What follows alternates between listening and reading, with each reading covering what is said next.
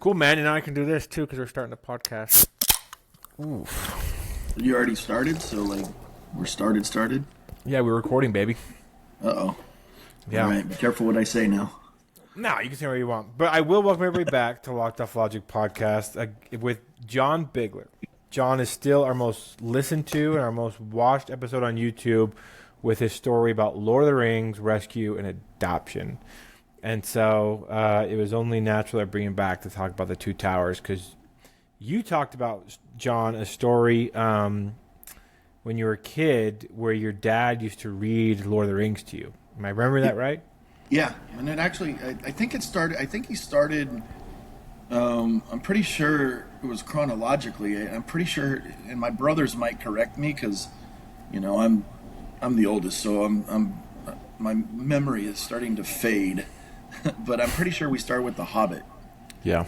And then we did the other ones just because when he was doing all the voices and, you know, reading The Hobbit, like we were just like, I was mesmerized. I was like, just, this is awesome.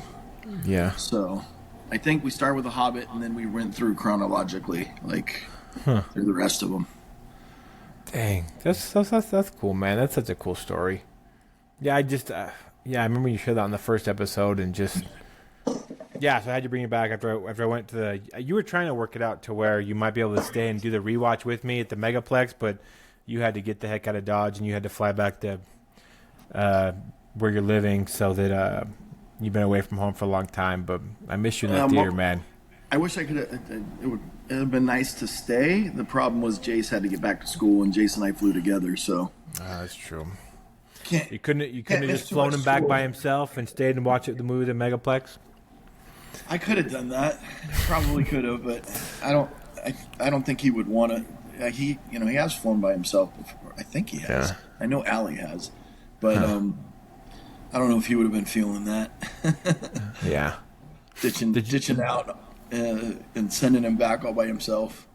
Did you get a chance to rewatch it ever since then, or did your life been too busy?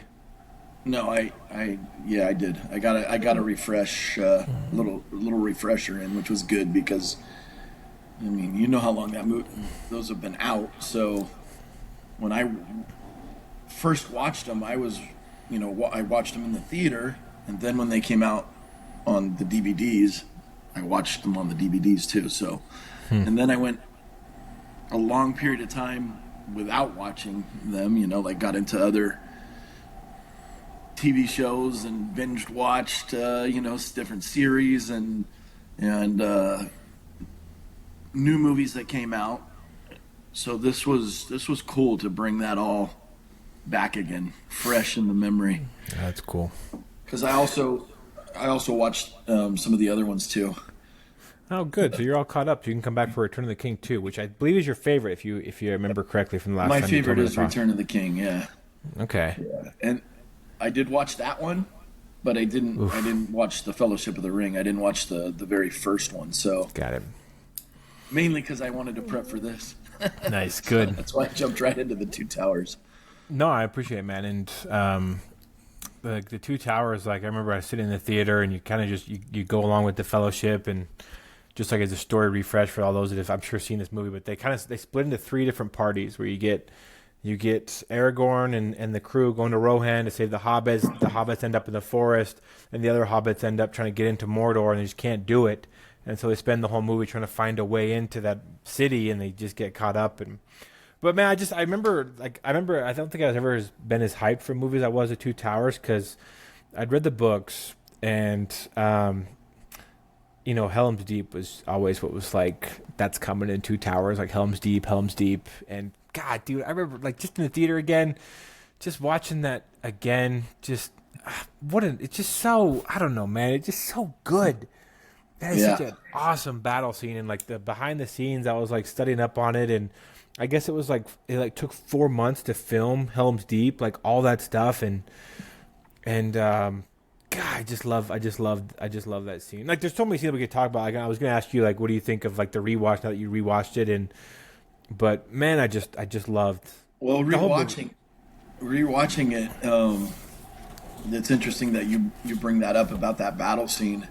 I was literally, when I was rewatching it, and when all the orcs are marching up to Helm's Deep, and like the everybody's set up, like all the elves and everybody on, above them. I'm like, man, I bet that was like crazy to film. So and I had no idea that it took 4 months to film, but as I was watching it, I was like, the amount of like extras and like preparation that had to go into filming that scene must have been insane. I'm like, Yeah. because that whole battle is just like impressive. Yeah, I have like a bunch of notes on like just because I was taking notes like in the theater while I was watching it, and like the Helm's Deep battle, like I got emotional like when the elves showed up and like that theme starts playing, and I was like, oh man, like this is so like it like touched me where like the music starts to swell, Yeah. like these men are like, oh, like the elves are here, and he's like, an ancient alliance used to exist between men and elves. We come to honor that allegiance, and basically like almost all of those elves died, if I'm not mistaken. And Yeah, the like the fact, majority of them. yeah, and I'm like, so like, essentially, like, on a suicide mission to send a message that like Middle Earth can unite, like in these times. I got really emotional with that, with like how just knowing the ending and stuff, Yeah. and but just the aura, like when they walk in, I'm just like, oh man, like the His reinforcements are here, you know? his what was the character's name? Was it Haldir? Yeah. Or yeah, his armor, Oh, dude. freaking awesome. I love his armor. Me too. King Theoden's too, but more so like, dude, his when he comes up in his armor, and he embraces Aragorn. I'm like, dude, that he looks just legit. And then, with how it plays out, the two of them when he goes down, Yeah. yeah, Yeah, that one hits you in the feels. Yeah, dude, and like it's got. I just give credit to like Lord of the Rings because a lot of like those fantasy films don't really age well. Like if you watch like a fantasy film from like the 1970s, you're like, oh, those costumes are a little corny. They look a little weird. Dude, I did Yeah. not get that vibe at all. Like watching this movie, like the brochets they have from Lothlorien Yep. and the leaves with the capes. I'm like, oh, that's awesome. The armor, the ring wraiths are still like scary as hell when they Yep. show up with like their hoods. I'm like, God, like just the costume design on it. I was just like, oh, this is Well, awesome. the orcs too. I mean, uh, and the goblins as well. Like the two where they they're Merry and Pippin, where the orcs take off with them and they're bringing them to Saruman, and they're like, basically like put the hobbits on the menu because they want some meat. Yeah. The two goblins, I guess they're goblins, that want to gnaw on his legs. Yeah. The same thing with like the costumes and the makeup on that, just like amazing. Oh, those are legit terrifying. Like, they hold up really well. And you can see the difference. Like, I don't know if you've watched like the Hobbits recently, but like the Hobbits and like their CGI orcs, they're just Yeah. not the same. They're just as like the real makeup and stuff. Like my Yeah. sister, I tried to get her to watch The Fellowship of the Ring when she was like maybe 7 or 8 years old, and she like that opening scene where like the goblins are like snarling at the camera. And like Sauron's forces and Elrond's forces collide. She started Yeah. crying. She bailed, and I was like, "It's because it's legit. They're like scary. Like with the makeup Yeah. and stuff, they're just so much more real." And so yeah, everything holds up really really well. And I was watching the film because me and last time I did this podcast with Jake, we were talking about the character of Aragorn, who I think is my favorite character, and just how like he does not want that title of king. He just wants to like be in the woods and hunting deer and being like a ranger.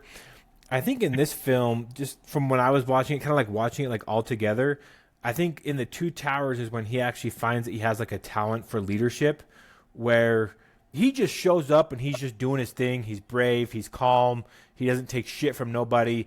And like these people of Rohan just kind of start to like gravitate to him, Yeah. and he's just doing his thing. There's a thing where he's just second nature, like show off his bravery, like when the wolves come, the wargs, And like Yeah. all those like townspeople start to freak out, and he's not freaking out. He gets on the horse and he rides off and charges straight into battle. When he shows up at like Helm's Deep again, and he's still alive, just the the collective that comes from like the entire Helm's Deep of like, okay, this guy is back. He's doing. He's gonna help us out. And Aragorn, I think he's kind of like caught off guard by that because like just watching him, he's just Aragorn. He's quiet. He's stoic. He's just brave and good because that's who he is. And by doing that, like on a smaller scale, like this group of men gravitates toward him, and I think he starts to understand kind of like where he's headed, of like King of Gondor. He still might resist that, but he notices that he has a talent for leadership, and his bravery, being brave, it rubs off on the rest of these people, and they have no reason to be brave. They're about to get their ass kicked.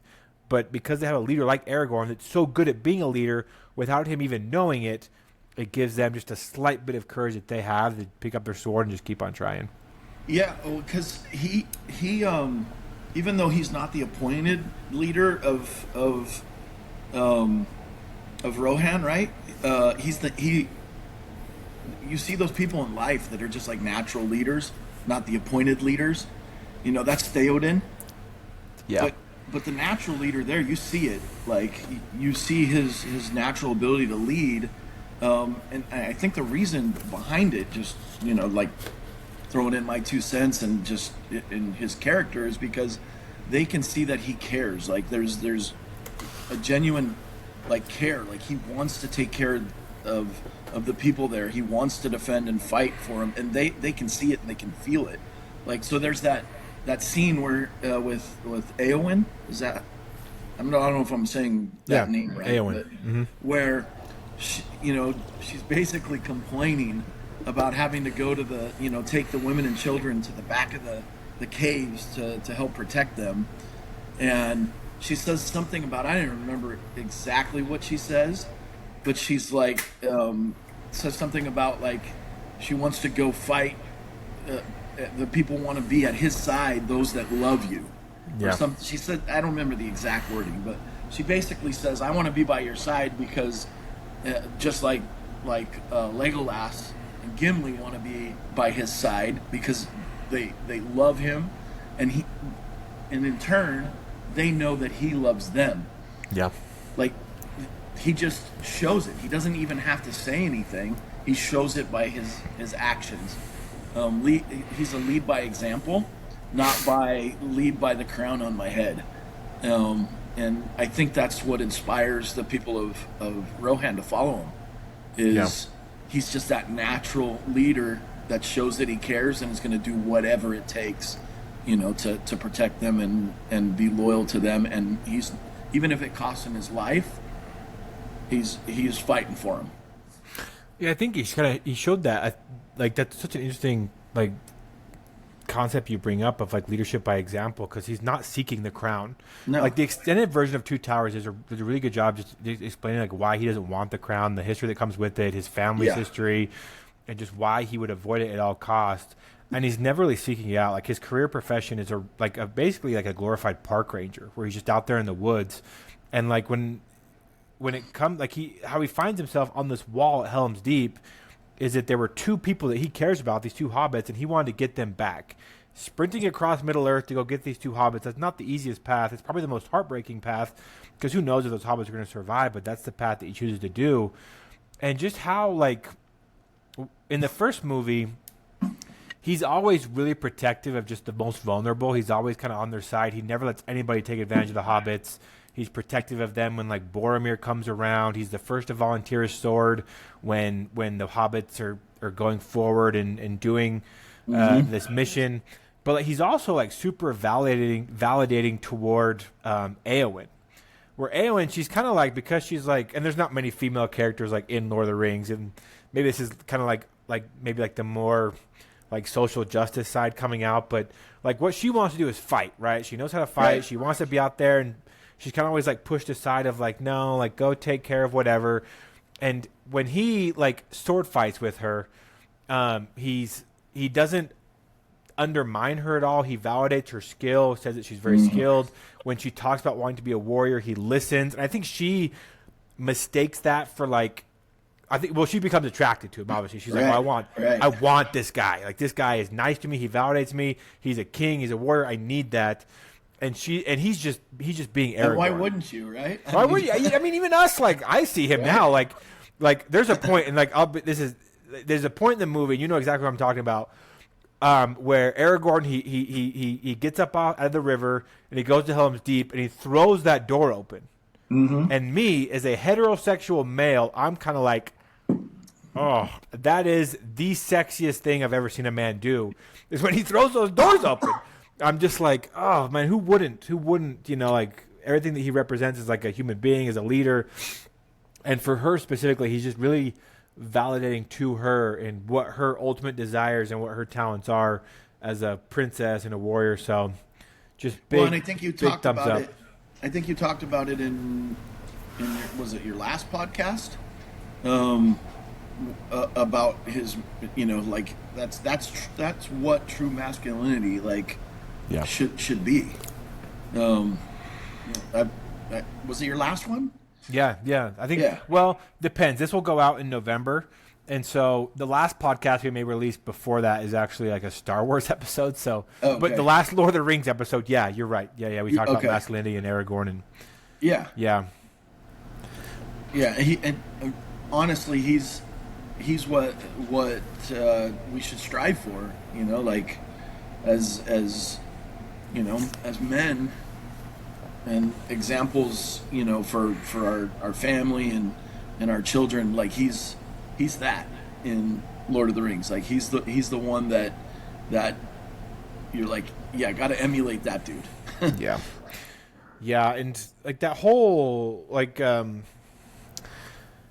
you know, him saying to like again, like him sticking up for like the weakest ones, like he's always sticking up for the weakest ones in the room, whether it be a female, whether it be a hobbit. But like there is the scene in the Two Towers where he kind of gets on Legolas's ass, because Legolas is like, man, we got to get the hell out of here. This is suicide. There's 300 of these farmers, and they're about to get wiped out by the strongest orc ever made. Like, these guys are totally fucked. And Aragorn is like, I'm going to die as one of them. Sticking up, once again, for the most vulnerable in the room. And I love that scene, because there's a scene that happens either right before or right after, where the scene where they're putting the armor on Theoden. He's talking to his servant, and he's like, where's the horse and the rider? That really, like, the score is really like just scary. It's ominous. It's intense, and it shows like these little kids, you know, like they're trying to hold up a spear, and they're shaking. They got this massive helmet on, and then it'll switch to an Uruk-hai who's jacked as shit. He's got his spear, dressed in black. You can see their fangs, and it just gives you a message of like, yeah, Aragorn was right for sticking up for the Rohan, but they are fucked. Just doing those two comparisons of the little kid can't even lift up a sword to an Uruk-hai who can bench more than probably both of us combined. Like, yeah, that was going to be a tough fight. And yeah, there was a number of, it wasn't just one, too. There was like 2 or 3 where they showed, they literally looked like the kids could be like 9, 10, 11, 12 years old at the most. And they're throwing armor on them that's way too big, and a helmet that, like, you know, and there's the one kid I remember where they don't even show putting a helmet on, because I'm sure he was so small there wasn't even a helmet that would fit his head, and here they're handing him like a spear, because he might have to step into battle to protect you know, the mothers and children, and you know, the old, you know, the senior citizens that are all huddled in the back of the cave. Like, he's probably going to be that last line of defense if they can, you know, break all the way through and everything goes to hell. Like that, those kids are going to be the ones that have to step up, and you look at it and they just look like just super scared. Like, what is going on right now? Yeah, I think that Peter Jackson did a good job of just instilling a lot of fear like into the good guys in that battle, because like the contrast of those scenes, the little kid trying to pick up a sword, but like there's also that scene where they're the women, the children, the orphans, the old people, they're in the tunnels, right? Yeah. And you can hear like the marching of the orcs, and like that's gotta be scary as shit, man. Like you're sitting there in a tunnel with no way out, and you hear 10,000 beasts all weighing around 230 pounds just marching toward the gates. Like that's gotta be. So I don't know, Well, but and then there's the part where they if I remember correctly, they start slamming their, you know, what was it, like spears or whatever they had? They were slamming it against the ground all together in unison. yeah. You know, like making that loud noise, and I'm like, they had to have like not just heard that, like felt it probably in there. I bet it like shook the ground. Like that had to be like the worst fear in the world. Like, we're gonna get destroyed.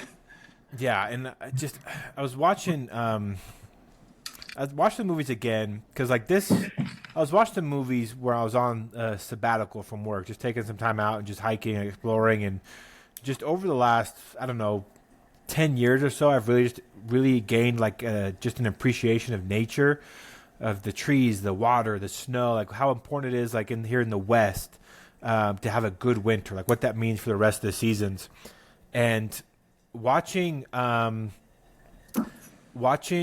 Lord of the Rings kind of in a rewatch, like in that state of mind. I'm changing the subject just a little bit, but I'm talking like the main villain of the second Lord of the Rings is Saruman, right?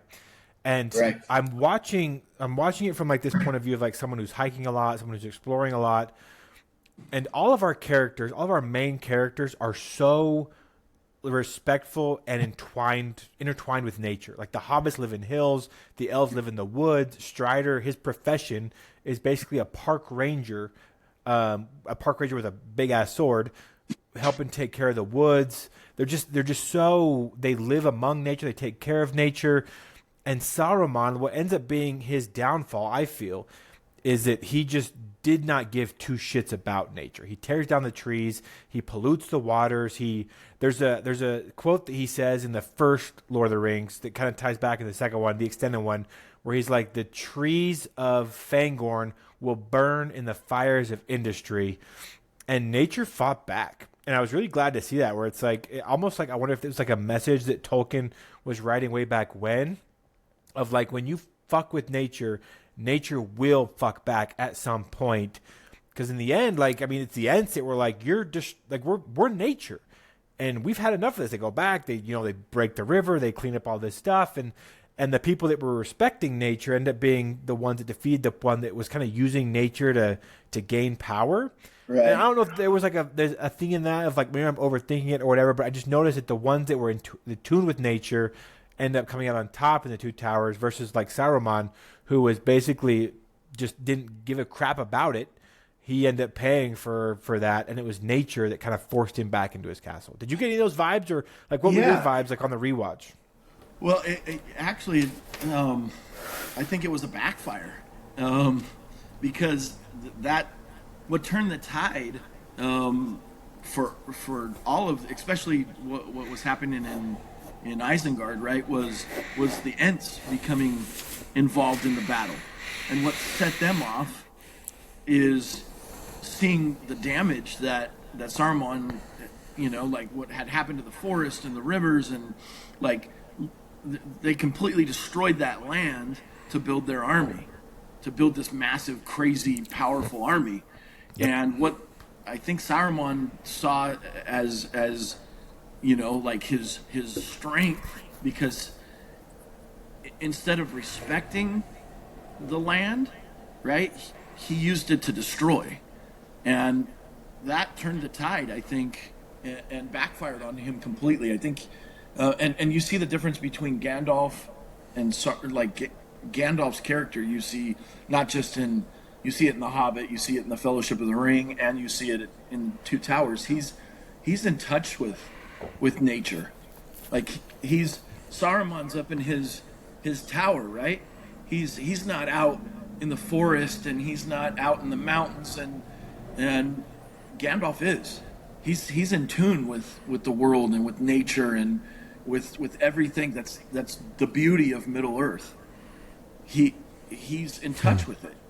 And that's what makes him ultimately more powerful because, like you said, the world fought back. Yeah. Interesting. I learned a lot about Gandalf today. We published a video on our TikTok. We're recording this podcast on the 17th of October, but we posted a picture on our TikTok about Gandalf, and I learned a lot because like people are commenting and they're like, oh, like Gandalf essentially in the lore of like Tolkien is a guardian angel for Middle Earth, and so when he dies, like fighting the Balrog, basically like the god of Middle Earth sends him back. And is like, your work ain't done yet. Like, those guys need you. And, like, just how powerful he is, where he casts out Saruman from Theoden, when he disarms, like, the whole fellowship in a matter of, like, 2.5 seconds. And, like, him, like, it's just, it's awesome. Because, like, you have Aragorn that really gives off the vibe of, I'm strong, I'm capable, I'm a leader, follow me. And then there's Gandalf, who's like, I know what I'm doing. I'm smart. I've got that wisdom. And he's got a shit ton of magic. And that scene where, like, I mean, he took his sweet time, 5 days, but when he showed up and then charged down into the Uruk-hai and like looked to the east, like the fifth day or whatever, how many ever days it was, just like the aura, like in that scene where he shows up, I was just like, yeah. And then obviously Éomer, to the king, and just, oh man, that whole battle is so good. Like, and the visual effects, like, even now, like, still hold up. Like, watching it in the big screen where the ladders, the shields. Yeah. I think I learned that when I was doing kind of like a deep dive for this podcast that Aragorn did a lot of his own stunts with this, which I'm assuming is why it holds up so well, because it's the same actor doing real stunts. Of course they're going to hold up. And just big fan, dude. I see. I didn't know you were going to do a deep dive. I might have done a deeper dive and done some more research. Dude, there's that rewatch. I just wanted to I knew we were going to do this podcast and this series, and the rewatch just had me all motivated and stuff. And I was going to ask you too. You don't have to answer this on the podcast, but I need your jacket size because for the UN, and I'm kind of switching gears a little bit too because there's another group that we haven't talked about in the Two Towers, which is Sam and Frodo. But so we sent a team at Libertas, the United Nations, which this is not new to you, but new to anyone that's listening, to go talk about just the stuff and help with the cause of anti-human trafficking and all that stuff. You can go check out the nonprofit page. You want to know more about that. But the person leading that was a person that you and I know. You met that person this year. I won't use her name on the podcast because she hasn't given me the permission to do so. But she wanted to make like team jackets for the crew, like to go because Vienna is cold this time of year or whatever. Yeah. And she wanted it to like take a bit of nerd and add it to the Libertas delegation. And so she was Googling quotes to put like on the inside of these cool Libertas jackets. I'm on your side because I'm going to send you one. And the quote on the Libertas jacket is the one that Sam says to Frodo, where he's like, there is some good in this world, Mr. Frodo, and it's worth fighting for. And I was like, oh, that's so badass. Where it's like, awesome. That's written inside of a Libertas jacket. That's why you need to send me your size so I can send you one. And I'm just like, what an amazing quote. Because like the full quote is just so, it's so fire. I'm going to read it here. Sam. Yeah, that's actually one I saved too. Oh, the quote you said you have it saved? Oh, I have. Okay. Somewhere. I got it. It says, no, I'm not going to sign up for your free trial. Okay. It's like the great stories, Mr. Frodo, the ones that really mattered, full of darkness and danger they were, and sometimes you didn't want to know the end because how could the end be happy? How could the world go back to the way it was when so much bad has happened? But in the end, it's only a passing thing, this shadow. Even darkness must pass. A new day will come, and when the sun shines, it will shine out the clear. I now know folks in those stories had a lot of chances of turning back, only they didn't. They kept going because they were holding on to something, that there's some good in this world, Mr. Frodo, and it's worth fighting for. And so the last bit of that, they kept going because they were holding on to something, that there's good in this world, Mr. Frodo, and it's worth fighting for. is written on the inside of these Libertas International jackets. And That's I was awesome. like, that is so fucking awesome. To where I'm like, I got to get Jon Biggie one of those jackets. Yeah, yeah, that'd be cool. Okay. Yeah, because that I think that's probably the best quote, from that whole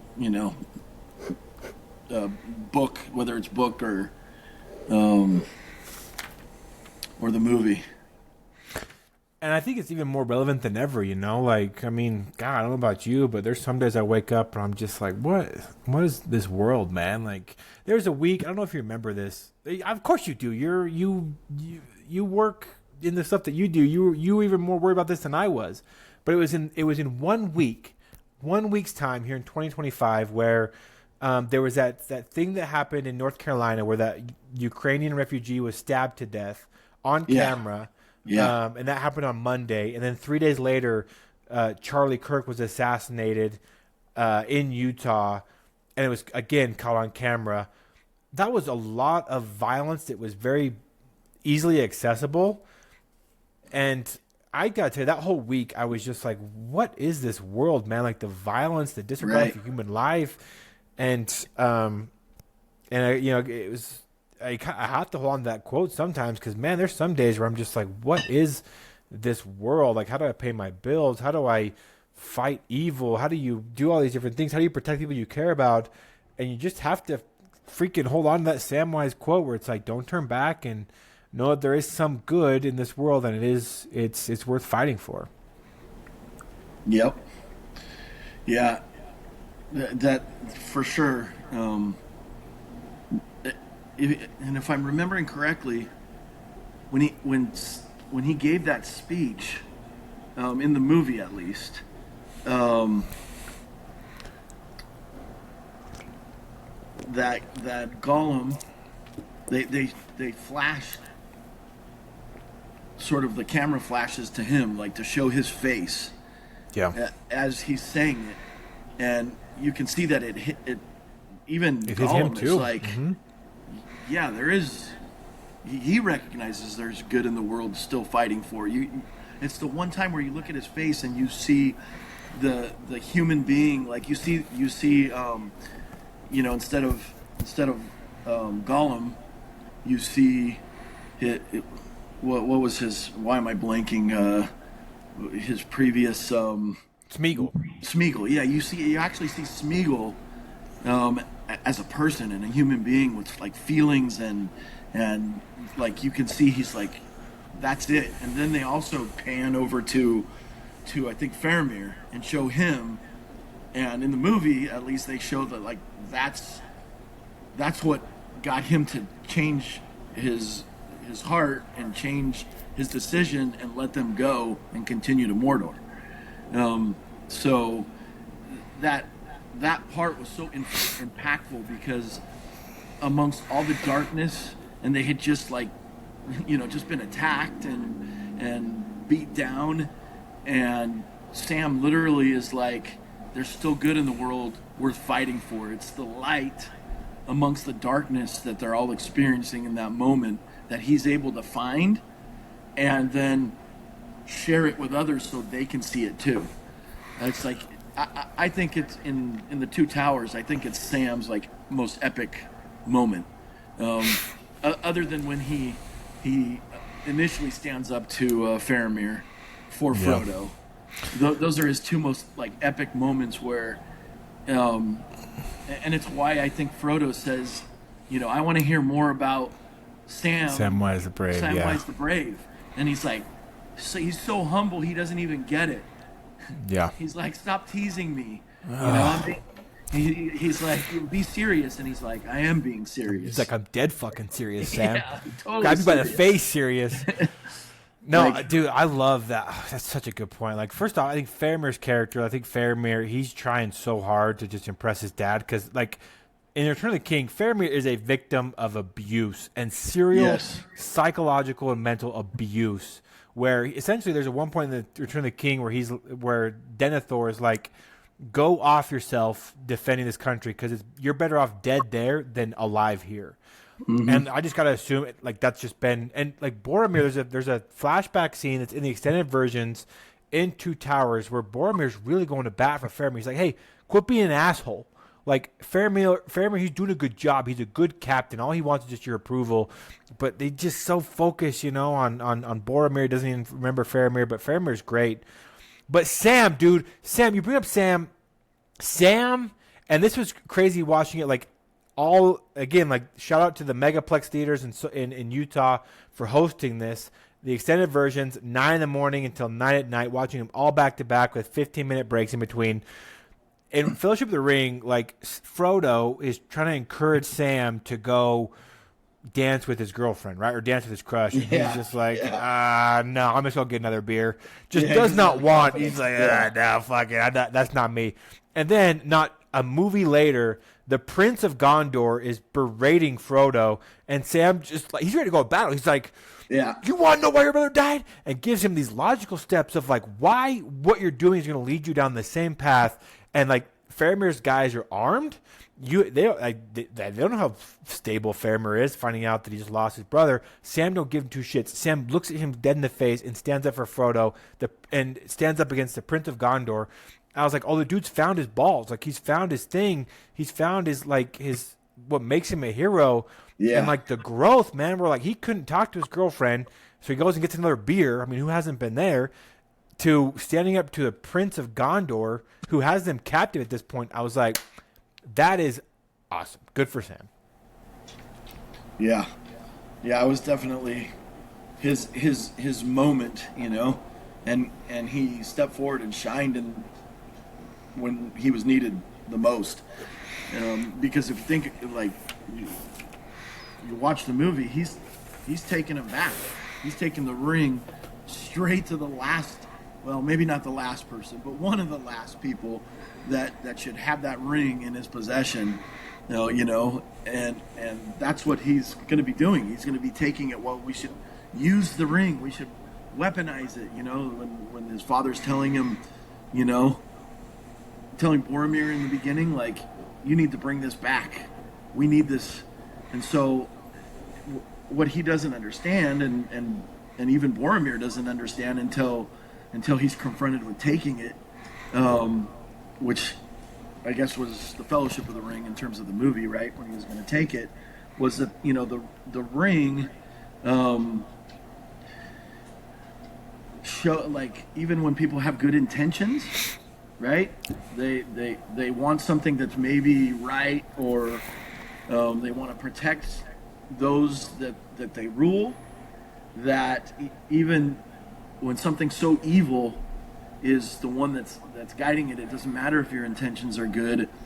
The ring will twist you. The ring will twist your soul. And you see that with Frodo. Like, he has it around his neck constantly, and it literally beats him down physically. That's one of the things when I was rewatching it, I'm like, oh wait, this is not just like evil that he's experiencing in his mind and in his soul. That ring is literally become so heavy that he can't even, he's barely able to walk. He's barely able to eat. The scars like around his neck, like it's gosh, just pulling him down. It's corrupt. Of what he was in the Shire before, because he's carrying this evil thing around his neck, and he, as we learn in the Fellowship of the Ring, like, he's one of the ones that had the character that had no desire, for power. And that's Sam's moment to prevent the ring going to somebody that maybe had good intentions, maybe wanted to protect people, maybe was thinking, I protect my people. But man, if he got it, we already knew what was going to happen. It was utter destruction, and he would have turned just like Saruman turned. Yeah. Or worse. I think when I was watching it again, like in the Megaplex, I don't think the Hobbit's journey was like, it's not as action packed as like the other groups, like Aragorn's, for example. So like like honestly, like when the hobbits came in, that was when I took my chances to go to the bathroom. Is when the hobbits things came on. Because I kind of knew, like, Right. the cook and potato scene. They're all important scenes. It's just there's not a lot of action in it. But one thing I loved about those scenes is just there's a scene in the Two Towers where, you just because like you get the magnitude of like the journey that they're on in Fellowship of the Ring, where like it's this group of people are trying to take this item to Mordor. It obviously didn't work out, so they split, and so now the hobbits are going alone. There's a moment where I think for the audience, you just realize that how like colossally fucked they should be. And it's the Black Gate scene. When they show up at the Black Gate and there's that massive gate full of soldiers and these massive jaded dark mountains. I'm like, how are the hobbits going to get in this? And they try. And they can't even get to the gate. Like they trip. They have to hide from the men. And for me as like an audience member rewatching it, I was like, man, this whole plan should not have worked. Like, just it's two little hobbits against this massive army with resources that are cruel, they're evil, and I think their journey more than anything in the Two Towers wasn't really meant to entertain that much. I think that was more of like the Aragorn side, where it's like, let's prep Aragorn for like his ascension to the king. Let's bring all these other kingdoms in. But the hobbits, it was like just how hard this journey is going to be. Not just because they're overwhelmed against the enemy, but also they have to be careful who they trust, whether it be Gollum, whether it be Faramir, the men, kind of like the backtracking they did, the Nazgul flying around, and then just the emotional and psychological weight the ring is having on Frodo. I think it's a good lesson for any of us of like you are in that close of a relationship with something dark, with something evil for a long time. I think it starts to affect you. You know, like you're not yourself. You're irritable. You have these thoughts and these desires, and it will weigh on you like as a human being. To where when I was watching this movie, and Sam talks about just like the good that you have to hold on to, I'm like, what is he talking about? Like these guys they're trusting in Gollum, who is evil. They're kidnapped by the good guys, the men. They're on the same side, but they get kidnapped and held hostage. They got a Nazgul flying around, and Frodo, because of his PTSD, can already feel the first time he was stabbed, it won't be the last, in his shoulder. And I'm sure at this point they're also going hungry. Like, what is Sam talking about? And I always think about that in the theater, like, well, what does it mean? Like, what does good mean to me? So I was thinking of just things that, like, bring me joy, right? Like talking with my buddy on a podcast. Like that's a good that I'm willing to fight for. Like going into the mountains and seeing a vast blue lake, green mountains, and seeing wildlife. I was like, okay, this is something worth fighting for. Hanging out with like my nieces and nephews, like just that's something worth fighting for. Sitting in a theater free of other influences, just escaping from the world, like that's worth fighting for. And I was thinking a good meal. Like sitting at a steakhouse with people that I love and I care about, friends that we're bringing together, eating shrimp and steak. I'm like, this is worth fighting for. And sometimes, like, I think this is what Sam was doing in that moment, is you're having to go back into those memories and remember the good you've experienced so that you can get through your own shit and live to fight another day. Because at this point, they shouldn't have any of that hope. And I really think Sam had to go back into his head, kind of like what I just did on the podcast, of thinking of like these good moments that are good, and they're moments that are worth fighting for, to have more of those, not just for yourself, but for other people. So, you know, and I don't know why what you said, triggered this thought in my head, but thinking about, our steak dinner that we had together where we sat down with, people that I hadn't met. It was literally like the first time that Jace, Allie, and I were meeting these people. There was like an instant, connection through, sitting down, and there was language barriers for some people there, but you couldn't feel that. But when you're mentioning, the way you talked about it triggered me thinking about this. Like, think about somebody where, some of that group that we were sitting with have been through some massive trauma. Think about many of the survivors, victims that you've dealt with over the years. They might not necessarily have those good experiences to flash back to. And so that's one of the jobs of us that we do have those things, is to share those experiences so that they can have them. And that was like, like sitting down at a steak dinner. For that particular group, I know that wasn't, the first positive memory that they have, but for those that have gone through so much trauma and so much pain, that's one of the things that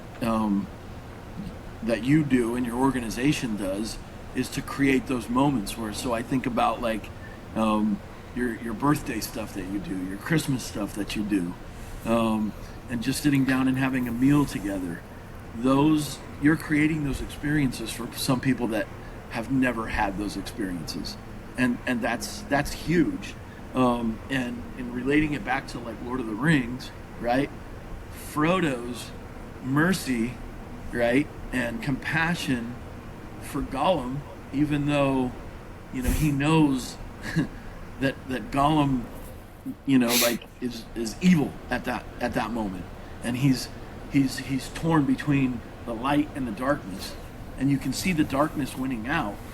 But and you think, well, how foolish of Frodo, to be so compassionate and to give mercy to Gollum, like where he takes the rope off, it burns. He's going back and what all he has to focus on is those terrible memories, and it ends up his compassion and giving Gollum those moments, right, where he shows them that he cares. He shows them, like he includes him in what they're doing. Gives them the lambus bread or whatever, even though he doesn't like it. Like they're sharing with him, sharing a meal, sharing an experience together.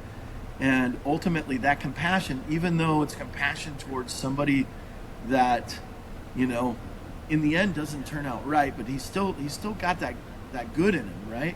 Ends up becoming crucial to the success of their quest to get into Mordor, because they wouldn't have gone in through the front gates. Gollum was the only one that could really, without Aragorn, and they'd already parted company. Gollum was the only one that was going to get them to where they needed to be to ultimately destroy the ring. And that would have never happened without Frodo. More Frodo, because Sam was ready to throttle Gollum over and over and over, because he's watching his best friend's back. And he sees, like, deep down he's evil, but Frodo is able to see the good in him. And so one of the things that gets me thinking about is, like, compassion really reveals, like, moral strength. Like when you're able to be compassionate or have empathy. Empathy's a tougher one, but even compassion, because empathy is a whole nother level. But compassion for somebody else that's suffering is what led them to be successful. And so when you're compassionate with other people, there's in your life, throughout your life, there's unseen benefits or unseen what would I call it, like changes or good positive things that happen by being compassionate towards other people. And so, like, when we had that sit down steak dinner, like, you could feel the compassion and camaraderie and like moment that we created, that we're very lucky and very blessed to have in our life. Many of those moments to look back on, many more than bad experiences and trauma. There's those that don't have that. And so, like Aragorn and Frodo did, that's falls on us, like, to create those moments for those that don't have them. And when we do that, I think we not only build them, we build ourselves, right? We become better human beings. It's funny you brought that up, too, because I think compassion, I think you and I both have seen instances where compassion can, like, bite us in the ass.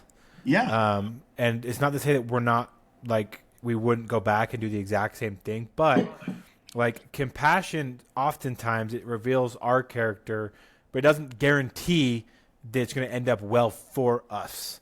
Now, Right. I could think of like a number of instances where my compassion has bit me in the ass and bit me hard. But would I go back and do it over again? Yeah, I probably would, because it was a chance for me to show who I really am, who my mom raised me to be. The same thing with you. And sometimes it didn't work out. Like if Frodo, like, yeah, he was compassionate and he ended up destroying the ring, but he got stabbed by a spider. Yeah. He berated his best friend for no reason. He was stabbed again in the tower. He lost his finger because of his act of compassion, all these things that Gollum caused. But I think if Frodo could, if he would tell you, he'd be like, "Yo, I'd go do it all over again." But you said something too that I think is really meaningful, where I think at this point in their journey, I think Frodo knows. I don't know if Sam quite knows, but I think he's almost there. Is that they know for the most part that this trip to Mordor is a one-way ticket. That there is no return trip. Where I think at the end of the Two Towers, or maybe Return of the King in the middle, where he's like, "I'm saving bread for the way home," and Frodo's like, "I don't think there's going to be a way coming. I don't think there's going to be a return from home."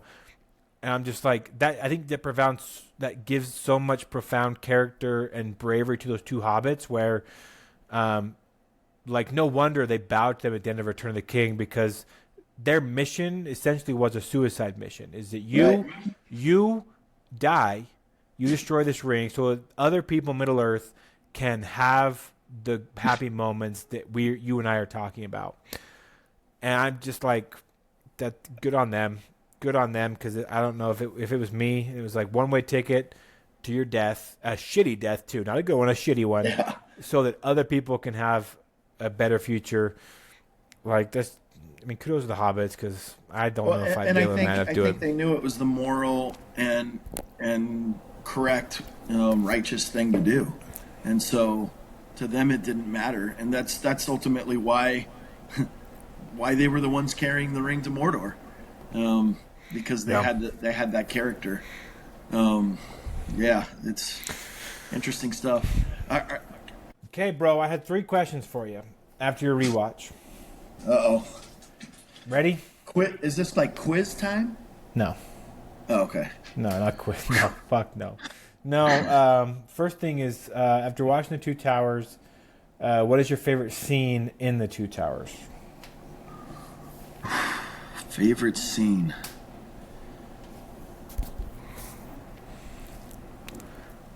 That's a good one. Like I love the battle scene, but I don't think that would be my favorite scene. Just that's the just the whole battle. But I think scene is probably the scene where we already talked about, where Sam gives his little speech about there's still good in the world worth fighting for. If I had to pick another scene, yeah, I think that's the one though. Okay. I think that's probably my favorite scene, in terms of just overall. Cool. Okay. I think What mine. moves me the most? Yeah. I think mine is the scene where the wargs show up, the wolves.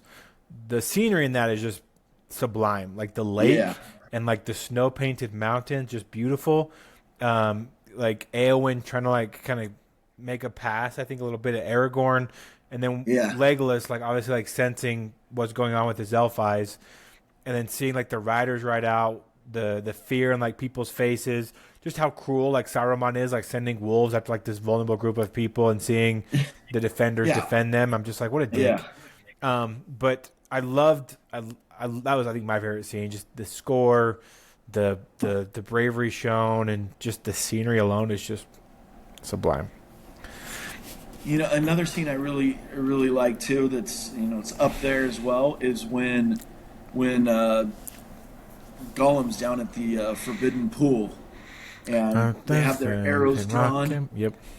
Yeah, and like literally Frodo has to stop him. Like he's the one that has to, like stop them from and the law requires, that was like a sacred place to them. And I also love the scenery in that one too. Like, Me too. Oh, yeah. the waterfall and that gorgeous pool at the bottom and stuff. I'm like, and if you read the book too, the description is super cool about like how they get there, and they have to like blindfold them because they can't know how to get there. Yeah, I really like that scene too. Okay. Who is your favorite character in the Two Towers movie? That's so hard. But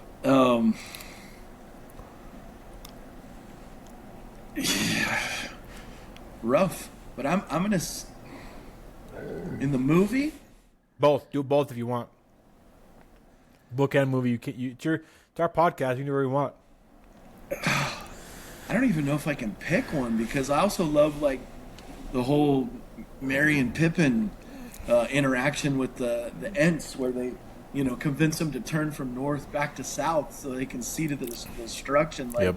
Merry and Pippin are absolutely crucial. Oh, like bro, they're way unsung heroes in that whole thing. That's a good way too of like I'll give you an example of how, because there's something I learned this week where so I went to the United Nations last year and it was good. Like, I had a good experience and I got to speak, but I kind of got nervous.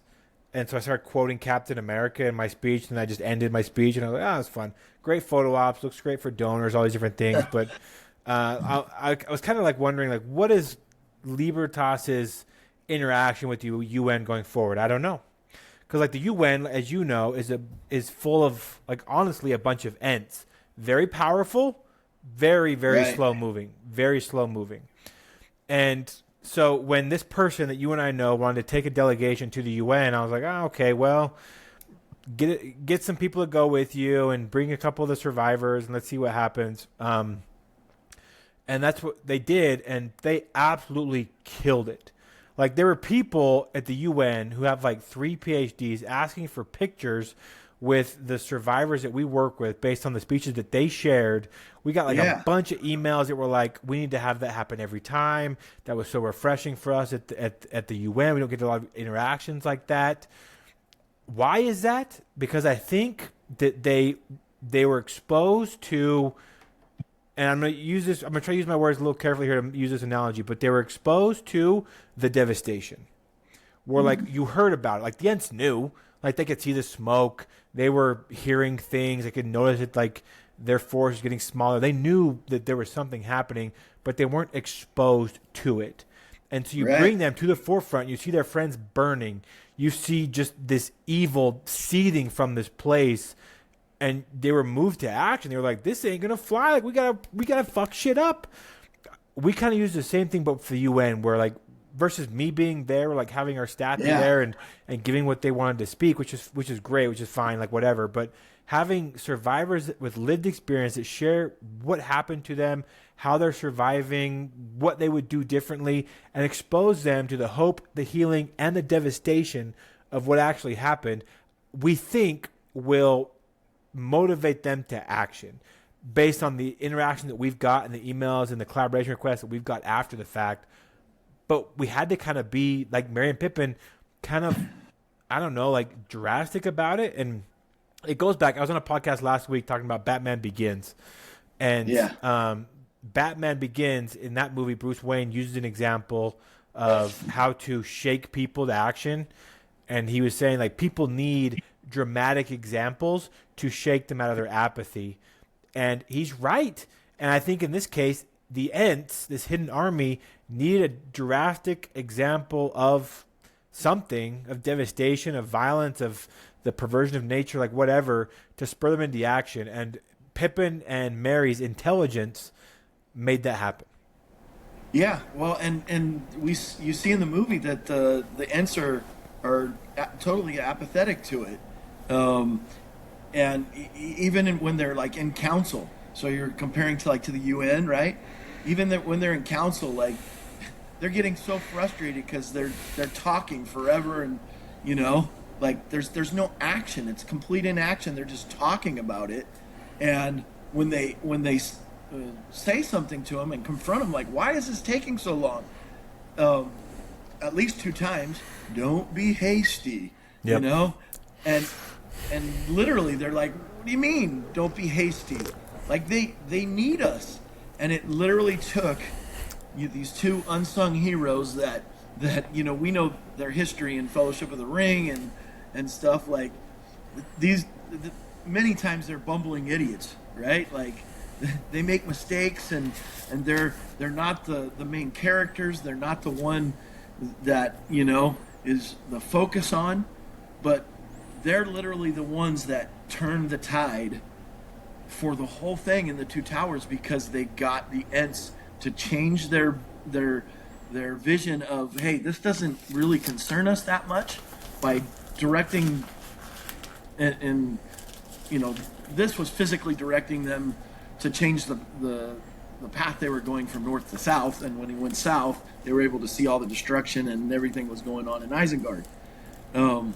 But that's what it often takes, is somebody like you're saying, like your survivors, your victims that have been there and done that, to redirect somebody's vision and apathy to become action.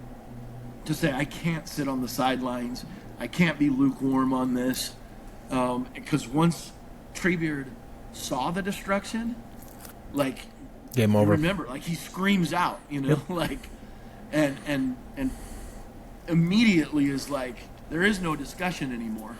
Yeah. Now we're going to kick some butt. Like, we're going to go in there and destroy Isengard and Saruman, because we have seen what's really going on now, and we cannot stand on the sidelines any longer. Yeah. Huh. Yeah, I love it. My last question.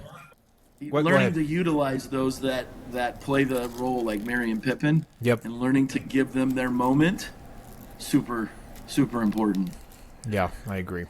And I love those characters too. They're like, honestly, like, they're kind of like emotional support dogs, like in the first movie. No, that's a bad thing, but like, yeah, like they really don't. The only thing that they contribute to the Fellowship is their culinary skills. They're two good cooks, and they're kind of emotional support hobbits for Frodo and just Frodo. And by the end, like, freaking, like, Merry, he's freaking helping take down the Witch King, and Pippin is, like, he's not a coward anymore. Like, him and Gandalf kind of have this kind of bonding period in Gondor, and they just grow up a lot, They grow up a lot as hobbits, when really they really have nothing physical to contribute, but they just, their growth goes a long ways to where they do offer this war a lot more than just their culinary skills or being emotional support hobbits for Frodo. But you were not on my Fellowship podcast. I will have you on for Return of the King, but I want to know, what's your favorite scene in the Fellowship of the Ring, if you can remember. I know you didn't watch that one recently, but if you can remember your favorite scene. Ooh, why don't you tell me your favorite scene, and then that might trigger me to remember back on some of the stuff. Yeah, my favorite scene in Fellowship of the Ring is the last fight scene where Aragorn's like, "Go, Frodo, go," and tells him, like, I would have gone with you to the end, but get the fuck out of here because the Uruk-hai are here. And Aragorn turns around. I love that scene, one, because of the forest it takes place in. Reminds me a lot of, like, my hometown, like the hills and the forest and the rivers I used to play in.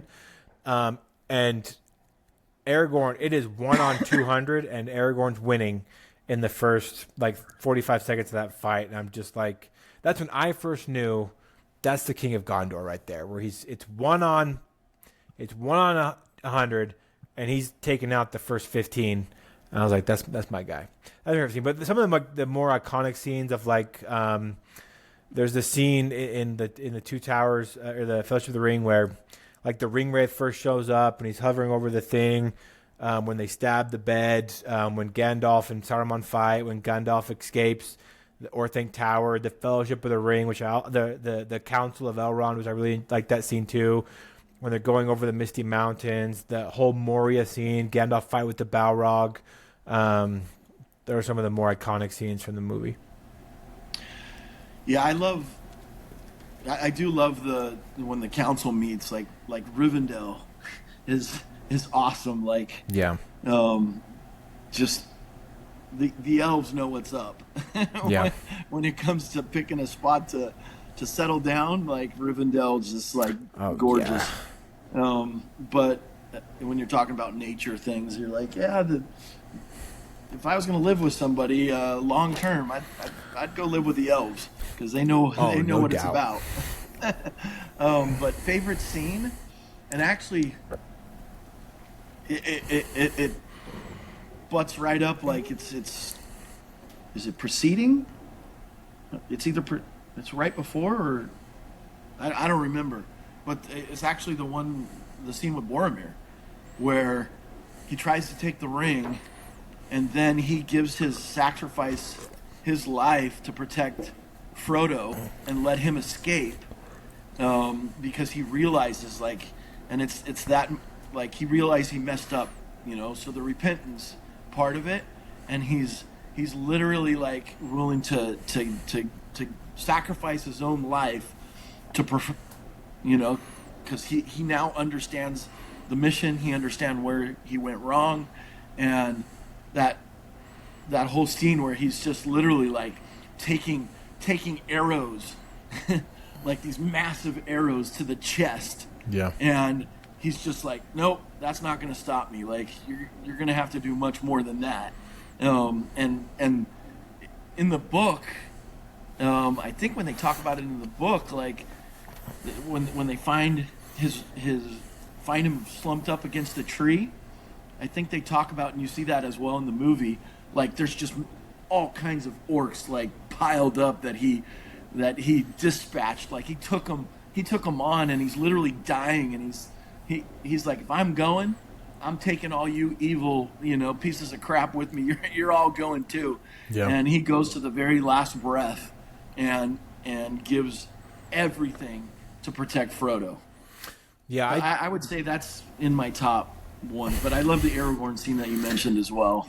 That scene gets me emotional too, where he says goodbye and he wants to hold his sword and all this different stuff. And I told my last podcast, I was like, there's no Boromir slander on this podcast because the extended versions do such a credit to Boromir. For one, right. Him trying to take the ring wasn't it was wrong, but it wasn't malicious. It comes out of a place of patriotism.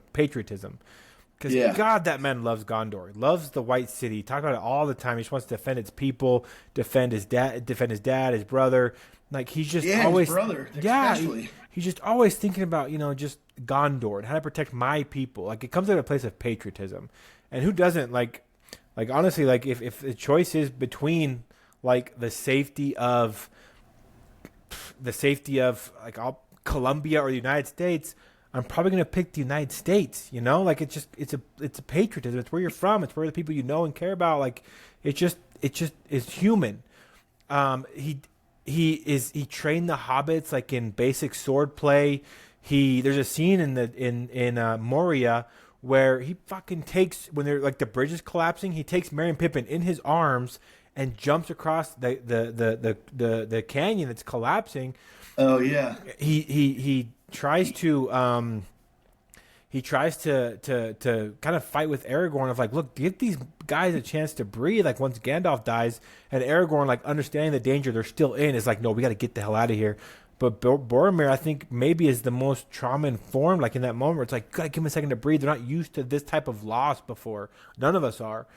And yeah, he had a moment of weakness on that mountain, but it came out of a place of patriotism, and he more than made up for it when he was defending the hobbits in that way. And Merry and Pippin, they had no concept of what just went down on the mountain. They probably never would have. What they recognize is that this guy who has looked out for them the second they walked out of Rivendell is once again coming to their rescue, knowing probably it will be the end of him, because it's one thing fighting aggressively against the orcs. It's another thing in fighting defensively to protect two people that are kind of all over the place and throwing rocks and kind of putting themselves in danger too. He had to have known, but he did anyway. So I think that's a great answer for your favorite scene. Well, and I'm glad you brought up Boromir, because I think because of his moment of weakness, his lapse in judgment when he's contemplating possibly taking the ring. But you go back to where you're talking about the scene with with the Balrog or how that Balrog, yeah. Balrog. I can never say that correct. I always mispronounce it. He's the one that's standing strong right there, like, like he's not going anywhere. Everybody else is kind of like turning to like, hey, we got to run and get out of here. Yeah. And he's in the book, I remember too, like he's the one that's like standing firm right there behind Gandalf, ready to go head to head with something that literally could destroy him so easily, and he doesn't care. He's like, I'm standing up to this massive evil thing for for this fellowship and those that have become my close friends. There was no backing down, and that's one of the things I admire in him. Like you see that in Aragorn too, but in that moment, Aragorn realized he needed to lead them out of there because he's the one that knew the path out of there. Without Gandalf, Aragorn had to lead out. And so you needed somebody to take the defense from what was coming behind so they could escape. And that was Boromir, who was standing firm right there. Like, I got this. Yeah. God, those movies are so good. Huh. Well, you'll come back for Return of the King then, since you watched it again? Yeah, but I'm gonna have to get another rewatch in before. Okay, deal. That way I'm really prepared. You told me about your deep dives. Yeah, I might have to do a little deep dive into the making of some of the Return of the King too, and get some random fact about the making that somebody doesn't know. Yeah, do it, man. I always do a deep dive before most of these. Like most of these, I'm really like knowledgeable about, and I've seen the movie 1,000 times or whatever. But like sometimes, like I'll have these shows. Like I just got done with one about it's with my buddy from Instagram. His name is Darius Finch, and he's a big horror guy, right? And so Halloween's coming up. We're doing a Halloween episode where he ranks the Ghostface from the Scream franchise, and I've never seen not one Scream movie because I'm just not a horror guy. And so I was like, how do I have a conversation with a guy that he knows Scream like the back of his hand, and I know shit? And so I just got Chat GPT, and I studied like Chat GPT gave me like a background of it, and it gave me its own ranking of Ghostface. So we're going back and forth and conversing, and so it's always kind of fun. And there's always those facts. Like I learn stuff all the time. Like even from that's what I think the internet can be such a vile and toxic and horrific place. But when you get like in the right nerd fandom, like we just released a TikTok today about Gandalf, right, and the fight with the Balrog, and like, dude, there are Lord of the Rings nerds who I love, who are commenting and teaching me shit where it's like, actually, like Gandalf was an angel, right? Like he sent to like guide Middle Earth, but so was the Balrog. But when they get sent to Middle Earth, they still have free will to choose what they will do. And so the Balrog actually is the same kind of being as Gandalf. They just took different paths. And so one ends up being a Balrog, one's a wizard. And like I had no idea because that is like some deep Tolkien lore. And so people on TikTok that see like these videos, they teach me like even like nerd shit that I had no idea. And so I just learned something. I had no. I didn't either. That was completely new to me, and that totally makes sense, right? Because there's good and evil in everything, light and darkness. Yeah. So. And like it all goes into like their conversation that they're having on the bridge. It's like I'm the flame of Arnor. The Wheel of the Secret Fire. Like for a long time I just thought that Gandalf was just kind of like spouting nonsense or spouting like this stuff that just kind of like, I don't know, just spouting nonsense. But there's actually meaning in everything that he's saying, and the Balrog understand. That's why he takes like the defensive stance. And I had no idea, but like TikTok, I got into the right algorithm and the right people commenting that were like, instead of like the internet can just be such a horrific and toxic place. But in this case, it's like, oh, this is fascinating. Let me actually tell you something further about the lore that's happening on this bridge scene. I'm like, hell yeah, teach me. Like, tell me. Let's have a conversation. It's been awesome. Huh. Yeah, that gets me like going down like the rabbit hole of stuff. Like Saruman, like on his path to evil, what would he be like when he's like full on already there, like You know, Yeah. what transition would he make? What would he look like? Like that's totally get me thinking. Like, man, because he went from he was The wizard. Sauron the white, yeah, the wizard, like the main one. Like, wow, interesting stuff. Yeah. I'm gonna have to maybe track down some of these Lord of the Ring nerds and have them like educate me. Cool. The extended DVDs you can find on YouTube. That's where I found them. Because I remember when I had the DVDs way back in the day, they had all of that additional info. And to prep for this podcast, I found those on YouTube and I watched them, and they're awesome. Like, I didn't know that, like, the mountain scene in Fellowship of the Ring, that Boromir actor Sean Bean was afraid of flying in small airplanes, which I'm like, I'm terrified of small airplanes. So he every morning would hike that mountain and be ready to shoot on that mountain in the snow, shoot his scenes, and then walk down while the rest of that crew flew. And I was like, what? God, that is like... That's some dedication. Yeah. But, stuff you find out in those DVDs. Well, it sounds like I need to explore those again. I might need to, like...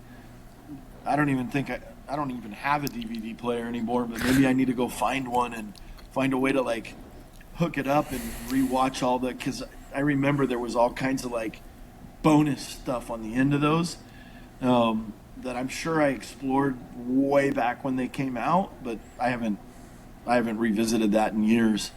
Might be time. You can find them all on YouTube, man. That's where I found them. So don't get a DVD player. Just go on the treadmill one day, find them on YouTube, and press play and enjoy. There's something about, well, maybe I just need to do the YouTube on like the big screen, like on the TV. Yeah. Cool, man. Well, thanks for joining me on the Two Towers episode. Again, this is Jon Bigler. You go back and listen to his episode. His episode is, if I'm remembering this right, John, it is episode 25. 25. Yeah, Jon Bigler, Lord of the Rings, Rescuing Lives and the Power of Adoption. Still our most watched episode, and by a long ways. So check out his interview, and then check out this interview, and we'll be having him back for the Return of the King. But John, before we head out, is there anything you want to say to our audience, or any last words, or you all set? No, I just appreciate the opportunity to do this. This is definitely, as we talked about on the last one, out of my comfort zone, but the more I do it, the more comfortable and it doesn't. I'm nowhere near as nervous as I was last time. So there you go. So thank you for the opportunity to do it, and any friends and family out there that end up listening to it, I appreciate their support and supporting your podcast, because I really hope it can. There's a lot of awesome stuff you talk about, and tying it into entertainment is great stuff for those, especially like us, that just Yeah. No, there's stuff that, like, this is why I love it so much, of like just movies and stories as a whole. Like, some people have crazy stories, like just your story is crazy. Fuck, your story is crazy. But like, then you consume stories like Lord of the Rings. It's based on a fantasy world in a place that doesn't exist, and you can find things about what they do, how they fight, how they live, how they love, that you can apply to just the shit that you do every day. That's why I just think it's so, I don't know, beautiful, like all of it, and so I hope that the world, I think we need stories more than ever, and so keep sharing stories, telling stories, consuming stories, because you talked about like empathy and compassion. I think stories do nothing but help us cultivate more empathy and more compassion for everything and everyone around us. Excellent way to close it out. Cool, baby. All right, I'm gonna